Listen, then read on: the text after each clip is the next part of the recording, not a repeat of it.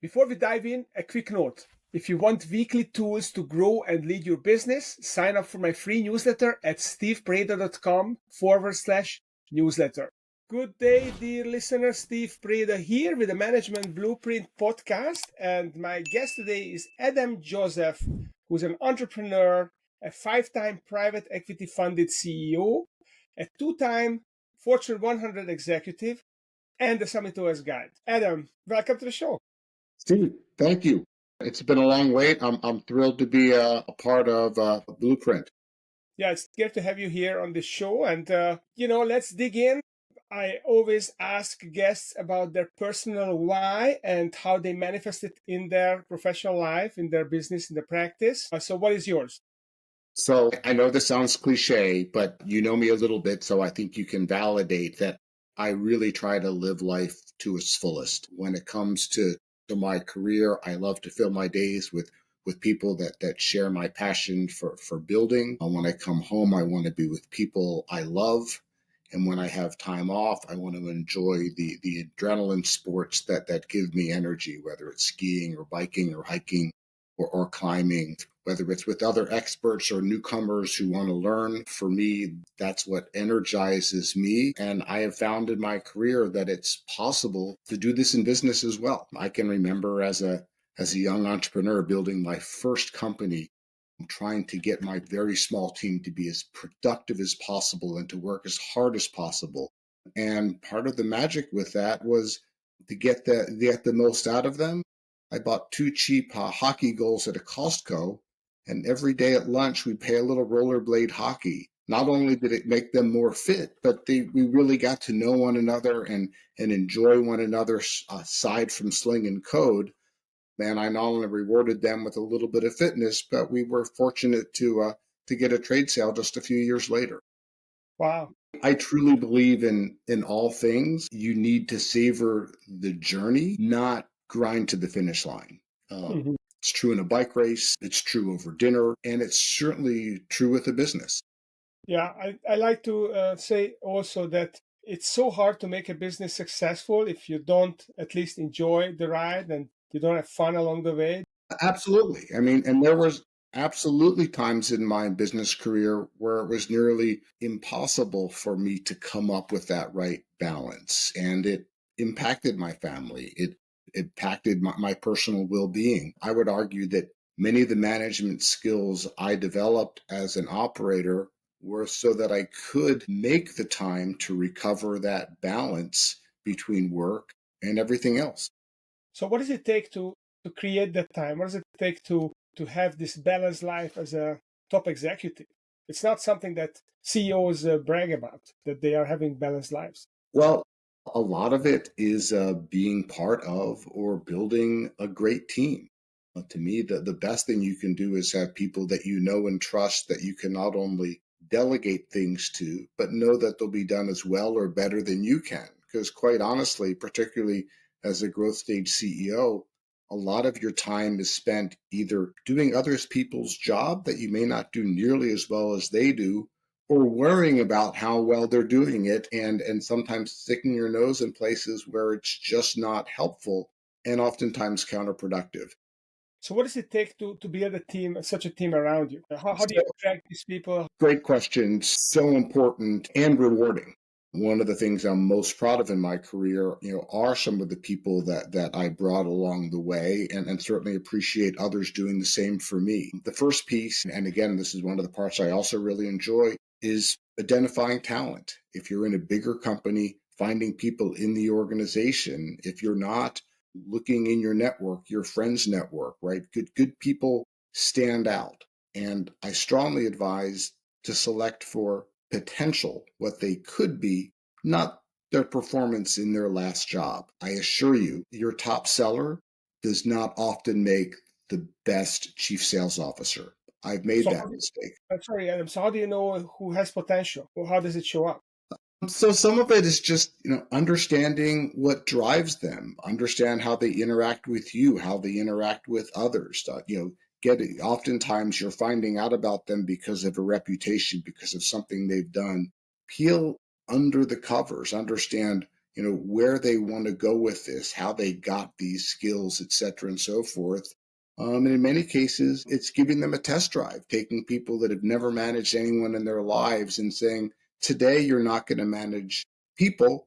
You're going to manage a project, right? A blueprint, what have you. And maybe that becomes a business and you get to read it or lead it, or maybe it doesn't. The main thing to me, whether you're developing a leader or an individual contributor, is work with them on an idea that they can own with plenty of wiggle room for them to grow and innovate within that idea, right? The concept of a business within a business or an entrepreneur working for an entrepreneur makes absolute sense and really gets you to exploit the best of that person, the things that they're passionate about.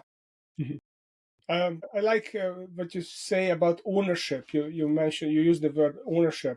You're looking for people who are willing to own their function. What do you mean exactly by owning their function? Owning their function, so again, it begins with you as their leader, giving them lots of rope, saying, we have a problem, right? We're trying to, I can look at think back to my experience with Dan Milgram at Concur. Dan was a star collections manager at Concur. He was collecting millions of dollars from some stingy CFOs who didn't want to pay us. He came to me and said, I want to be part of your customer success organization. I want to touch customers on the positive side, not take their money after they're already onboarded. So we came up with some ideas on things he could help me with on a fledgling business that was auditing customers' expense reports. I said, Dan, figure out a way to do this less expensively and more effectively than we do today. It took months and months just to come up with the scheme, eventually resulting in us creating a 1,000-person global operation that Dan, who managed 5 collection agents when he joined me, was overseeing and generating over 100 million in revenue. We applied his ability to connect with people and the idea that we could automate a service that we were previously doing with people Mm. to create a business that represented roughly 10% of our company's revenue before we sold it. Okay, so that's ownership. He had an idea, and you let him run with it, and he created a business within the business, kind of an entrepreneur type situation. Correct. So so when you identify the talent, what's the next step? What do you need to do with the talent that you identified? You give them ownership. What's the Well, next so step? oftentimes, before giving them ownership, getting them hired means really enticing them, right, and leveraging, their own entrepreneurial spirit. For me, as a grower, right, and someone who's building businesses, having someone with that passion is important, and convincing them that joining our team, being part of a bigger function and taking on a meaningful role, is something they really want to do. Once I bring them on board, once we give them that challenge, it certainly requires a great deal of investment in them, training, mentoring, et cetera, and so forth. When it comes to mentoring, my guidance is really think about coaching people forwards, not Hmm. backwards. What? Spending a lot of times on the things they shoulda, coulda, woulda done isn't going to help them scale. Instead, provide a framework that allows them make mistakes. I mean, let's face it, we're not surgeons or nuclear scientists. So if a mistake is made, no one's going to die. But oftentimes, that leader or potential leader learns more from making that mistake and getting collective feedback on how they could have handled it differently than watching someone else do it or telling them how to do it. Yeah, yeah. Just as an aside, so I just got off the call with a client, and he told me that he was very frustrated because one of his team members made a $50,000 mistake, and I said, okay, and what did you do? He said the first thing I did was I called that person and I told her that her job is safe. This is not gonna count against her, and we're going to figure out how to solve this. And just don't panic, do your job, and we'll figure this out. So I think this is super important. Even Jack Welch tells a story when he blew up a factory and then he got a promotion afterwards. No, I think that's great. All right. As an entrepreneur, you got to be in it for the long haul, right? And bumps will happen, mistakes will be made, great ideas will evolve over time, but having people with the spirit and the confidence that you're invested in them just as they're invested in you in the business is critical. And by the way, just because you're giving them a lot of rope doesn't mean that mentoring, in the form of informal conversations and feedback is super important. I strongly suggest having those conversations, if not monthly, then quarterly with your highest potential people. Keep it human, keep it informal. Questions like, hey, what's working great? What would you have handled differently next time? How can I better support you? Those are all amazing conversation starters, right? You don't have to end there, but start there, and you're having a conversation as peers, and you're learning what they're learning and helping them evolve. Yeah, that's great. When you actually help the person grow and they feel that you have their best interest at heart and you're doing it not just for the business, but because it's the right thing to do for them, that creates tremendous loyalty, in my experience. And it's better for the business, right? It just goes along with, when there's an opportunity to highlight those people, share the spotlight, give them the win. Think about their next career step in the business, even if it may not be with you. My best leaders were always promoting their people, not just within their own function, but talking about to their peers and saying, this person really deserves to be a manager. This person would really develop great if they could do a stint in Europe. Whatever it might be, we're all in it for the long haul. And I view leadership development not as a nice to have, but really one of the highest responsibilities as a leader. And truly, your company's growth, your profitability, your exit value depends on developing people. Yeah, I mean, it's all about the people. The people run the business for you. So we talked about identifying talent. We talked about empowering them, having them own their function, and then mentoring them, help them become entrepreneurs, and allow them to make mistakes. Obviously, don't want them to make mistakes. They don't want to make mistakes. You're willing to grant them the right to take some risks, reasonable risks, that can have a positive outcome and help them grow and learn. What else is needed to grow your people? Anything else that you do or you have done over your welcome back. And if you haven't yet, grab my free weekly newsletter at stevepreda.com/newsletter. It's packed with insights to help you as a leader. I mean, those are certainly the primary ones. A lot of it, as we've talked in past, is also creating that framework for success, things that they can apply to their teams, right? Mhm. It's great when you see a smooth running senior leadership team. But after all, everyone in the room has been doing that job for, in some cases, decades.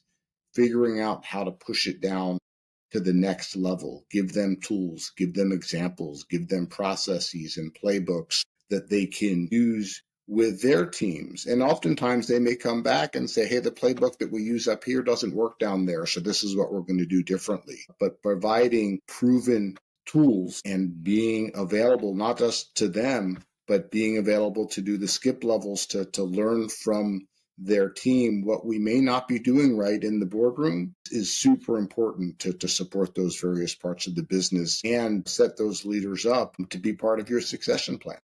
Yeah, and this is a great segue because I'd like to ask you, having owned and exited 5 companies as a private equity funded CEO, working for Fortune 100 companies as an executive. I mean, why don't you just keep doing what you're doing? And what made you decide to become a Summit OS guide and help other businesses as a guide climb the mountain, so to say? So I certainly loved what I did for well over 30 years as an entrepreneurial CEO and operator. I still love working with high energy people who truly want to build businesses. But honestly, after being hands-on and neck deep for that long, I decided now was an opportunity for me to pay it forward as a professional leadership guide. It gives me a chance to apply my expertise using a framework you might have heard of called Summit OS to continue my work as a coach. instead of a team captain.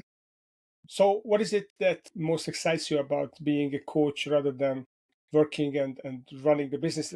After all, it's the CEO who has all the power, right? The coach can only lead people, they can help them see things that they don't see themselves, but ultimately, you're not going to make the decisions, and the power is vested with the CEO. But I love working with those CEOs, right? Even in my own businesses, working with line of business leaders, right? They're the ones with the passion. They're the ones with the vision. I'm helping them identify blind spots. I'm helping them empower their team and get more from their organization. I get to be in the meetings when they're making some very critical decisions or really thinking about how they accelerate growth, how they apply their profits to expanding their business, et cetera, and so forth. But at the end of the day, I get to go home and see my family, and they get to spend the night doing email they couldn't do during our meeting and preparing to then execute on this grand plan that I got to have some small part of. Yeah, I totally relate to this idea that you want to work with passionate people. I find the same that when I work with a passionate entrepreneur and I spend 8 hours in the room with them in heated discussions and, solving difficult problems on my feet. And when I leave, I feel energized. I feel I have more energy leaving the room than when I walked into because this passion that they have is so contagious. Right. No, no, absolutely. And I'm sure, certainly there's days where I want to, come back the next day and, figure out what I can do to help. But honestly, I believe at this stage in my career, I'm more valuable providing the tools and helping to tune the operating system of the company and allow people who created that idea, who have this passion for the business and have risked everything to get to this point, to help them take it to where they want it to go.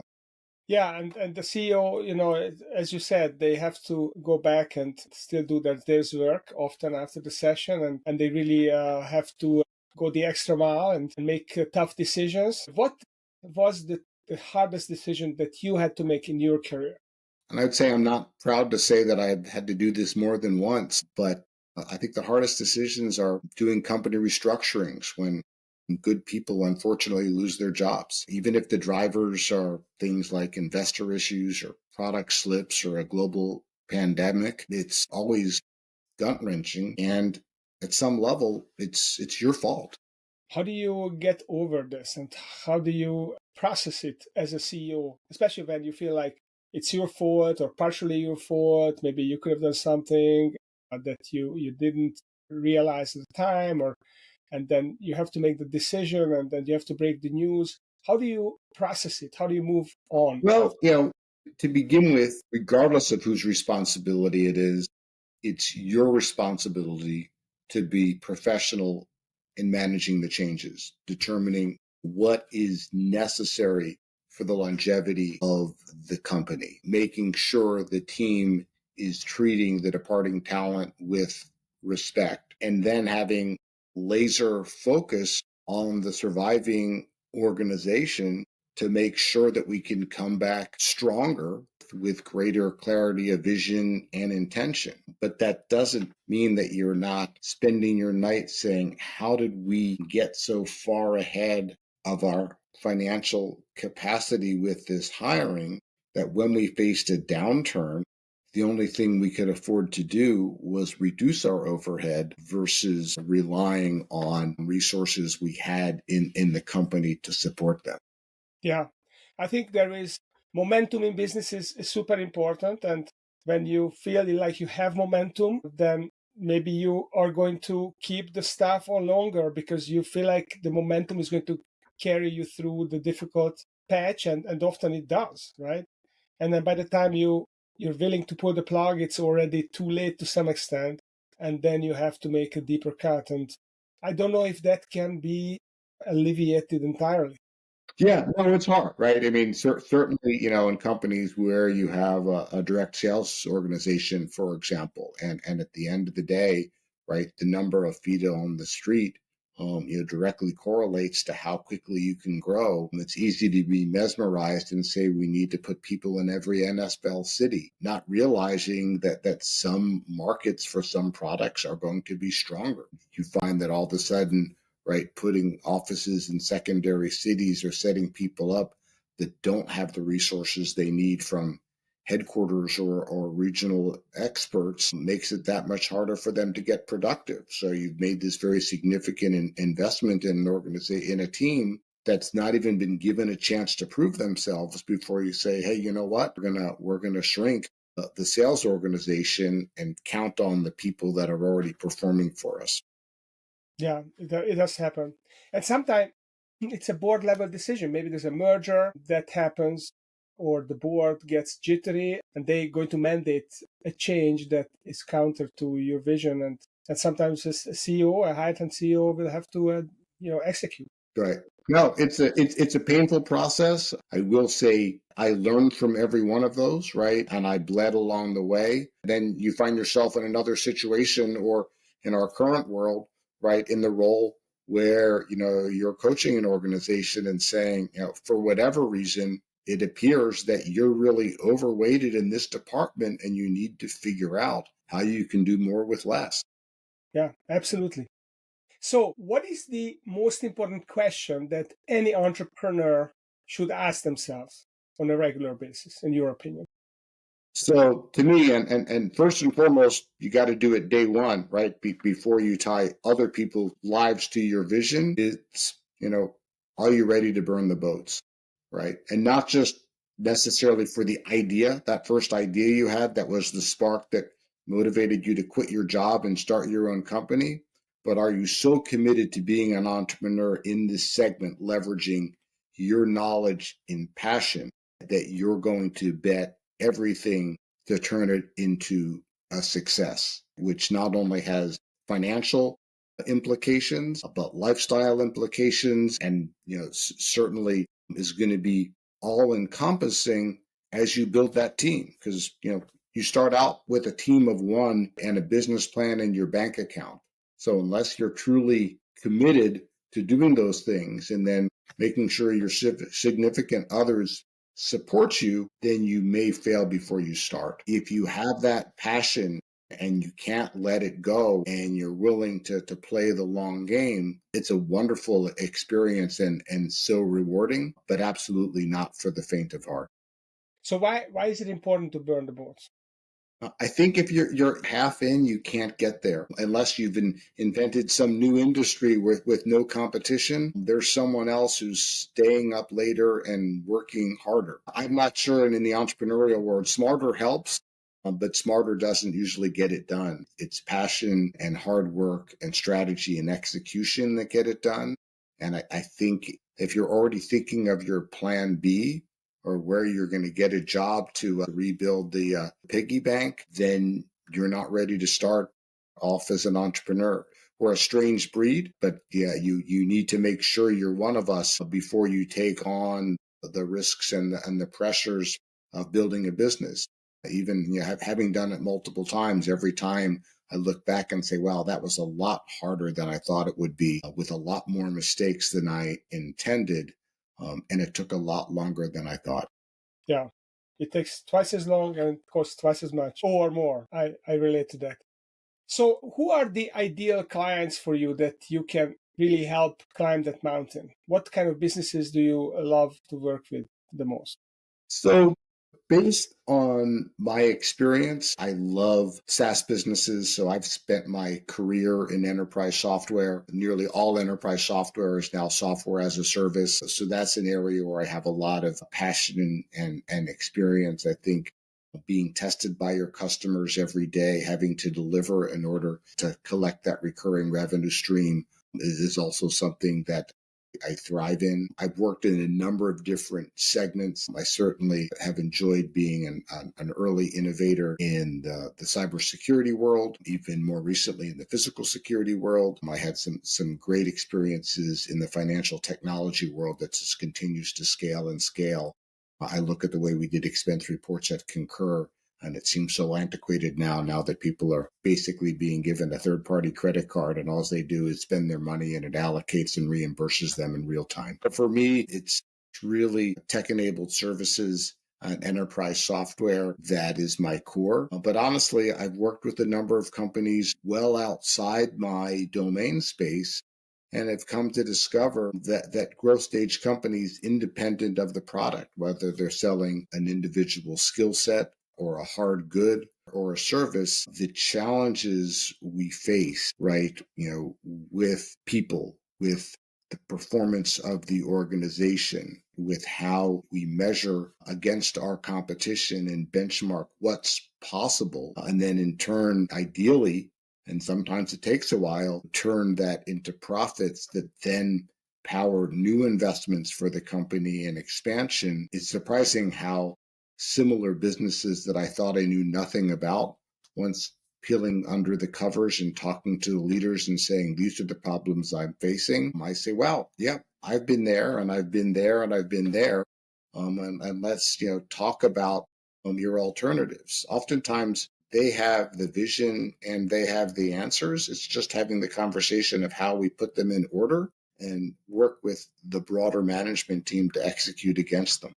Okay, so if someone from our audience would like to learn more and connect with you and maybe have a conversation about their business, where can they find you? Well, certainly they can find me on LinkedIn. They can go to acjadvisors.com, my website. And there's also a wealth of information on the summitos.co website, not just coaches like myself, but there's always fresh information on the site that you might find interesting as an entrepreneur. Awesome. Well, Adam Joseph, entrepreneur and 5-time CEO of private equity-funded businesses, twice Fortune 100 executive. So been in the trenches and now helping other small to medium-sized businesses scale. Thanks for coming on the show and sharing your experience and wisdom. And those of you who enjoy this conversation, stay tuned because every week I bring another seasoned entrepreneur or CEO to discuss their framework that they came up with on the show. So thanks for coming, Adam, and thank you for listening. I appreciate you listening today. Stay connected. Sign up for my free weekly newsletter at stevepreda.com/newsletter.